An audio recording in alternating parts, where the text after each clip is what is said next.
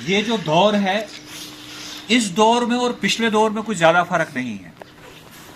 आज कुछ लोग मुफ्ती साहब पे उंगलियां उठाते हैं, कुछ महबूबा जी पे उंगलियां उठाते हैं, लेकिन वो ये भूल गए कि जम्मू कश्मीर में आज जो कुछ भी हो रहा है उसकी बुनियाद नेशनल कॉन्फ्रेंस ने डाली है। चाहे वो 52 में शेख साहब का नेहरू के साथ अकॉर्ड क्यों किया गया, उसके बाद जब शेख साहब 53 में अरेस्ट हुए तो यहां पे सेंट्रल रूल और सेंट्रल की जो पॉलिसीज इंप्लीमेंट करने वाले शाह साहब आए, वो कौन थे? क्या वो पीडीपी के थे? क्या वो बीजेपी या कांग्रेस के थे? वो भी तो शेख साहब के घर के थे।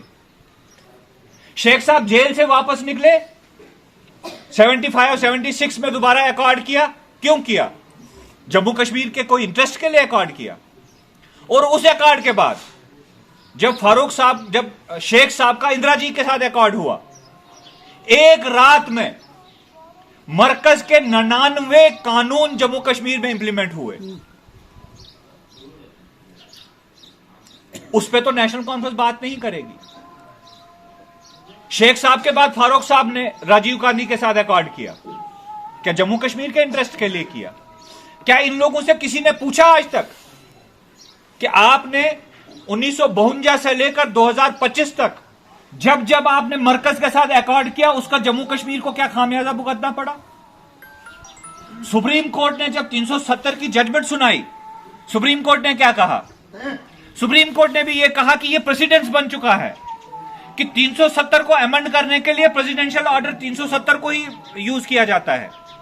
आज तक 1952 से लेकर 2025 तक जो अमेंडमेंट्स हुई है 370 की, उसको दायरा बनाया गया, उसको बेस बनाया गया कि अगर ये पीछे तारीख में हो सकता है तो आज क्यों नहीं हो सकता। तो सुप्रीम कोर्ट में जम्मू कश्मीर में 370 का केस अगर हारा हम लोगों ने, वो नेशनल कॉन्फ्रेंस की देन है। क्योंकि नेशनल कॉन्फ्रेंस में तारीख में जब जब उनको कुर्सी पकड़नी थी, उन्होंने जम्मू कश्मीर को भेज दिया। और आज भी चाहे वो 370 पे खामोशी हो, 35(1) पे खामोशी हो, या नौजवान जो हमारे जेलों में है उस पे खामोशी हो, पीएसए पे खामोशी हो, या वक्फ अमेंडमेंट बिल पे खामोशी हो, ये सब चीजें नेशनल कॉन्फ्रेंस सिर्फ एक वजह से कर रही है, क्योंकि उनको बस हुकूमत चाहिए और कुर्सियां चाहिए। वो स्टेटहुड की बात करते हैं, वो किस लिए करते हैं कि स्टेटहुड ही जम्मू कश्मीर के लोगों में फायदे तमसीद के। वो इसलिए चाहते हैं क्योंकि उनको लगता है कि हमारी कुर्सी में ताकत नहीं है। आज भी अगर कोई वॉइस ऑफ डिसेंट है जो नेशनल कॉन्फ्रेंस 50 एमएलए होके भी नेशनल कॉन्फ्रेंस नहीं कर पा रही है, आपके सिर्फ 3 एमएलए होके जो है आपकी जमात कर रही है। आज भी नौजवानों की बात करनी है तो पीडीपी ने करनी है, आज भी अमन की बात करनी है तो पीडीपी ने करनी है, आज भी औकाफ की बात करनी है तो पीडीपी ने करनी है, आज भी डेली वेजरों की बात करनी है तो पीडीपी ने करनी है। नेशनल कॉन्फ्रेंस क्या कर रही है? तुमचे ट्यूलिप गार्डन में खैर पैट पानस से जुड़े में खबर कुमकुम। आपने देखा कि असेंबली में लास्ट के 2-3 दिन important bills, private member bills आने थे, चाहे वो शराब को लेकर है, चाहे डेली वेजर्स को लेकर है, चाहे जो स्टेट लैंड्स पर लोगों ने मकान बनाए हैं उसकी रेगुलराइजेशन को लेकर। कैसे 2-3 दिन असेंबली नहीं चलने दी?